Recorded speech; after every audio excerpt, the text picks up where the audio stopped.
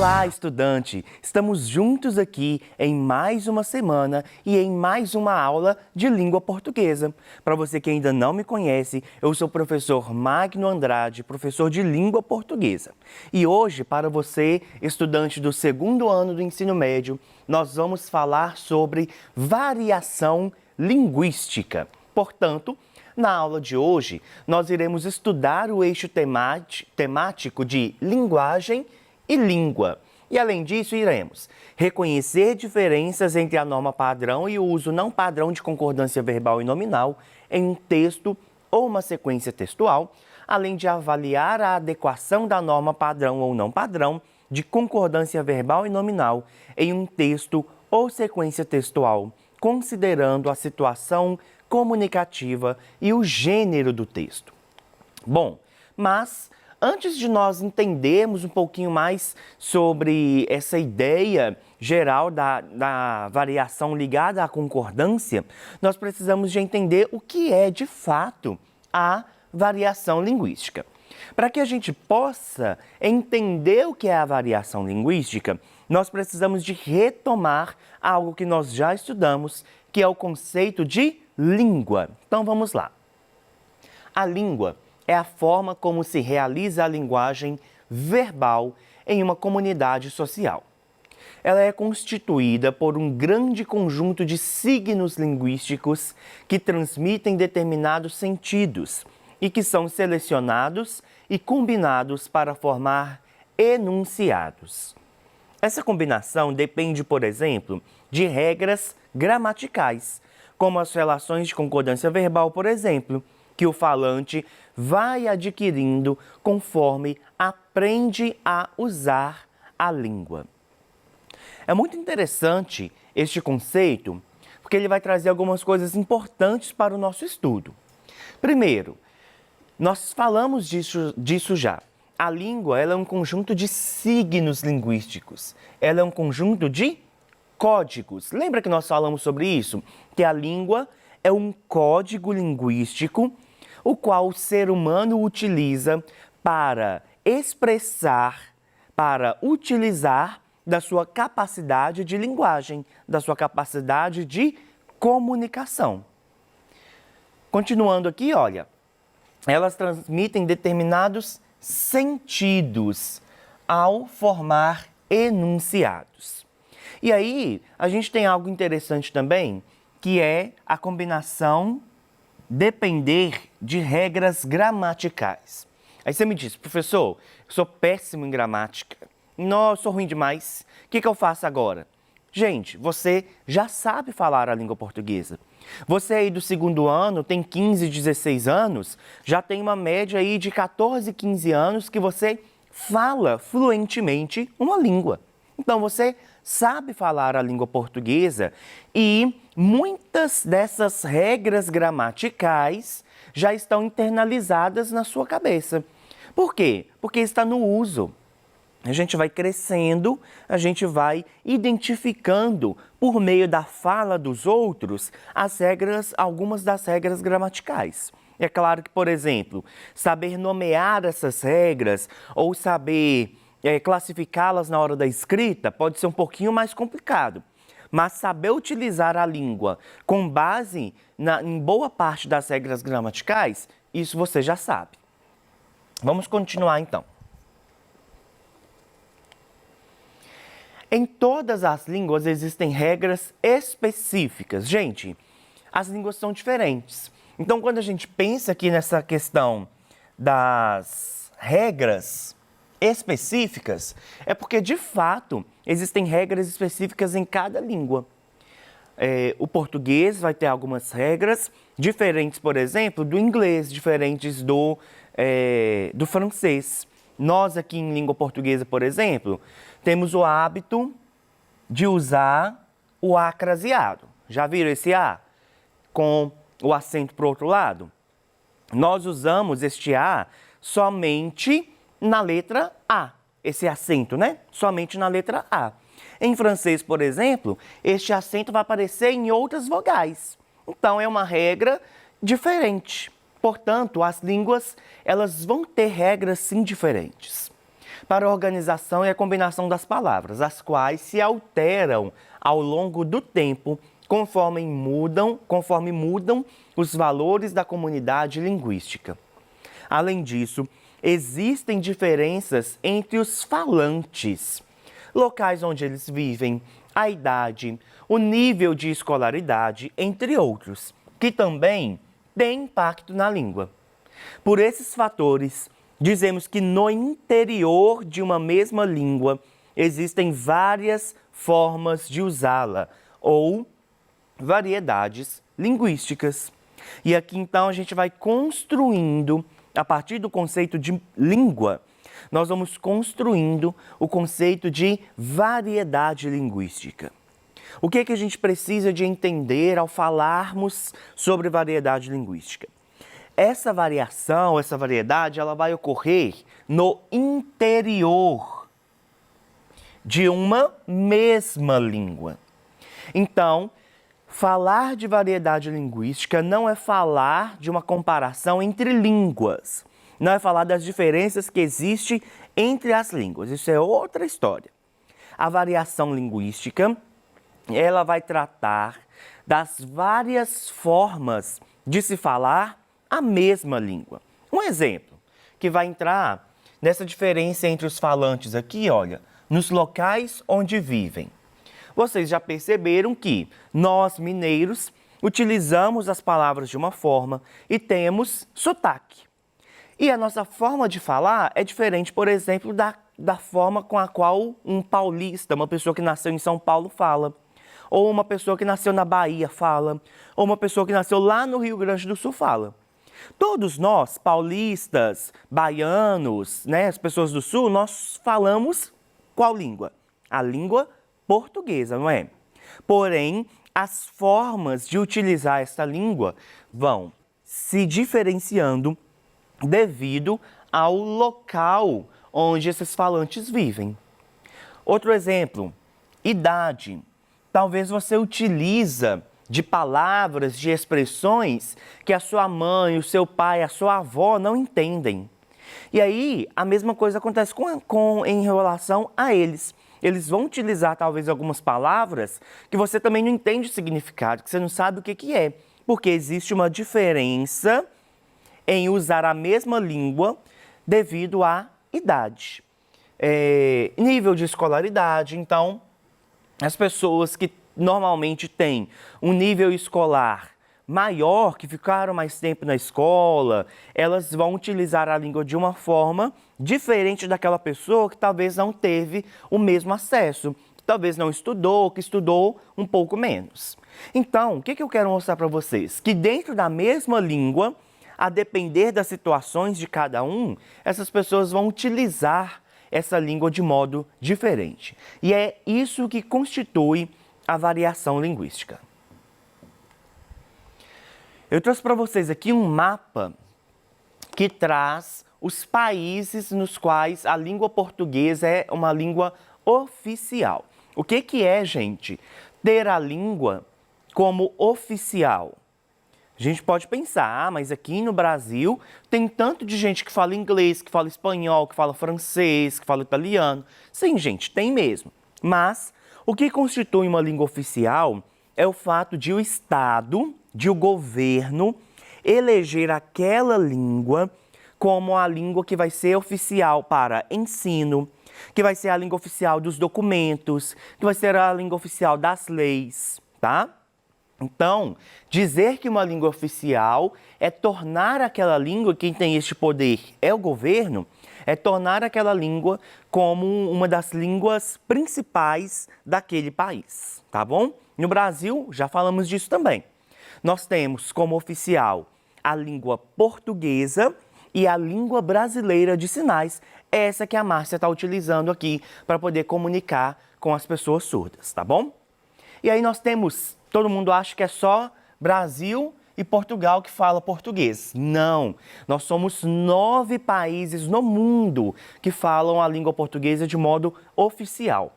Brasil, Cabo Verde, Guiné-Bissau, Guiné Equatorial, São Tomé e Príncipe, Angola, Moçambique, Timor-Leste e, claro, Portugal, tá? esses são os países que têm a língua portuguesa, como oficial. Aí vocês pensam, será que a pessoa que mora no Brasil, aqui em Minas Gerais, vai utilizar a língua portuguesa da mesma forma, com o mesmo tom de fala, com o mesmo sotaque e as mesmas palavras que uma pessoa que mora lá no Timor-Leste? Olha a distância, quase, né? Do outro lado do mundo. Será? Será que vai falar da mesma forma da pessoa que que mora em Moçambique? Claro que não. Haverá diversas diferenças neste modo de falar. E isso também vai ocorrer, vai entrar na ideia da variação linguística. Continuando então, galera. As variações linguísticas, há variações, linguísticas em todas as línguas. Essas variações podem ser históricas, relativas a transformações da língua ao longo do tempo. Um exemplo que nós temos é o você. Hoje em dia a gente já utiliza só o você, né? Mas há séculos atrás, há muito tempo atrás, utilizava-se o vossa mercê. E aí, ao longo do tempo, as coisas foram mudando. O tempo, né? Ao longo do tempo, a língua foi alterando e houve essa variação. Regionais, determinadas por seu uso nas áreas geográficas em que ocorrem. O exemplo que eu dei para vocês entre o mineiro e outros estados. Sociais, advindas de particularidades dos falantes como idade, profissão, escolaridade, classe social. Já perceberam que, por exemplo, você vai ao médico e se o médico conversa com outro médico na sua frente, como enfermeira, por exemplo, vocês ouvem diversas palavras que não conhecem, eles vão falando palavras parecendo códigos. É porque é o que a gente chama de jargão. É quando existem palavras que são restritas, né, que são utilizadas mais por determinada profissão, tá? E situacionais, ligadas a situações de uso, como tipo de ouvinte, assunto, local em que se dá a comunicação. E aqui a gente entra em outro assunto, que é a adequação linguística. O que seria isso? Eu tenho certeza que você, estudante que está me ouvindo, utiliza-se muito da adequação linguística. Quer um exemplo? A forma como você fala com o seu colega da escola provavelmente é diferente da forma que você fala com a sua mãe. Então, você vai utilizar com o seu colega da escola algumas palavras, algumas expressões que, se você utilizar com a sua mãe, o trem vai dar ruim para você. O trem não vai ficar legal. Vai ter um quebra-pau aí. Então, você mesmo já faz essa adequação, percebe? Isso é o que a gente chama de adequação linguística, tá? Ou uma variação situacional. E aí, gente, eu trouxe para vocês algo para que a gente possa refletir sobre o que nós conversamos até o momento, tá bom? Olha só. Leia com atenção os 2 primeiros parágrafos da obra A Menina do Narizinho Arrebitado, escrita por Monteiro Lobato.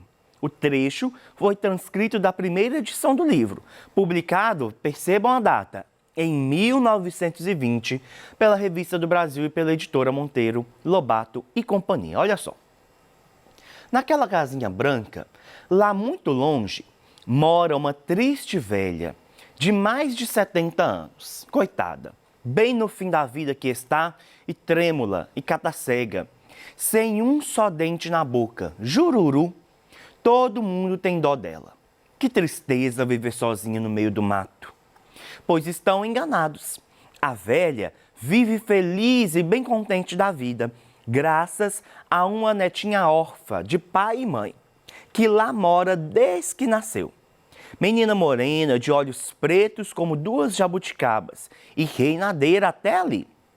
Chama-se Lúcia, mas ninguém a trata assim. Tem apelido, Yaya, Nené, Maricota? Nada disso. Seu apelido é Narizinho Rebitado. Não é preciso dizer o porquê. Bom, vamos refletir. Em 1920, entre 1920 e a atualidade, o Brasil passou por 3 reformas ortográficas, isto é, 3 mudanças nas regras de escrita das palavras.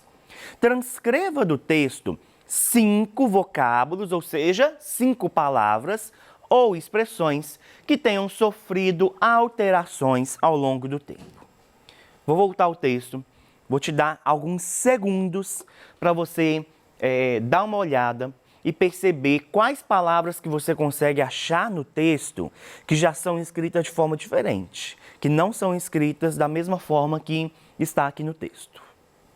Pensa aí.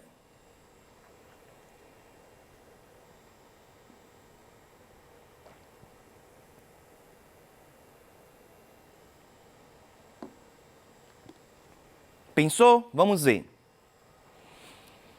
A gente tem, por exemplo, ó, naquela escrito com 2 L's, mora com acento no O, anos com 2 N's, trêmula, que faltou aqui, né? O acento que a gente já coloca hoje, boca com 2 C's, dela, que a gente não usa essa construção aqui mais, né? Mato com 2 T's, pai com I, com E, né?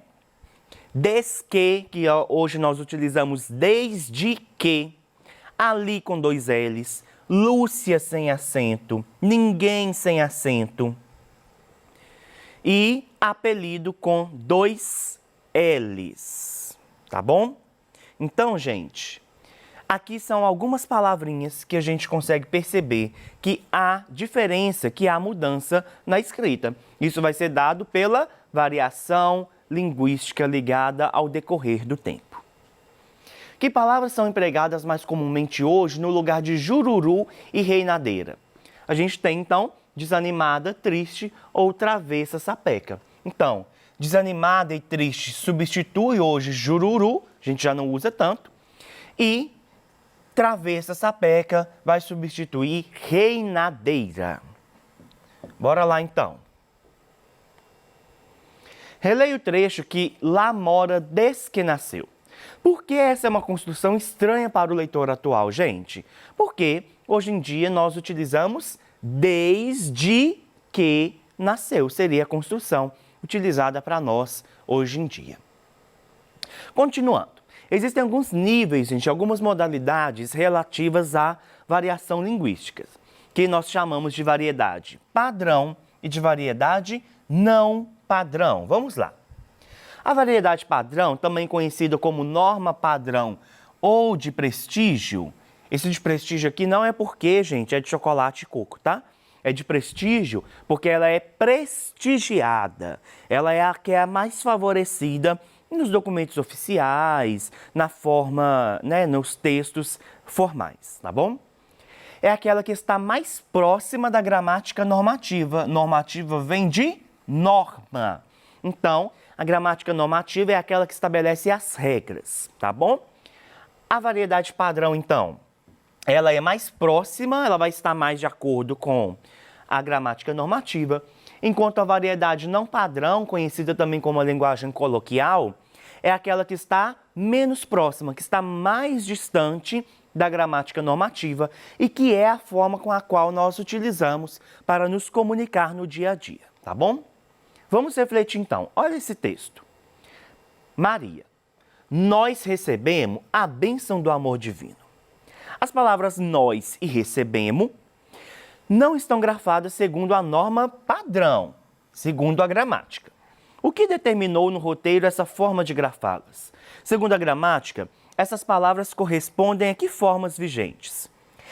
Nós e recebemos vão estar correspondendo à norma que se liga menos à gramática, ou seja, a variedade não padrão ou a coloquial. Por meio da resposta ao item A, pode-se afirmar que na fala de Maria não houve aplicação de concordância verbal segundo a norma padrão? Sim, porque se houvesse a concordância, seria aqui recebemos e não recebemos. Mas esse recebemos, essa quebra aqui dessa concordância, ela tem sido cada vez mais comum na fala do dia a dia dos falantes de língua portuguesa. Bom, na aula de hoje, então, nós estudamos o eixo temático de linguagem e língua, falando principalmente sobre a variação linguística. Essas foram as referências que eu utilizei Muito obrigado, você estudante, pela sua companhia e eu te espero no nosso próximo encontro. Até lá!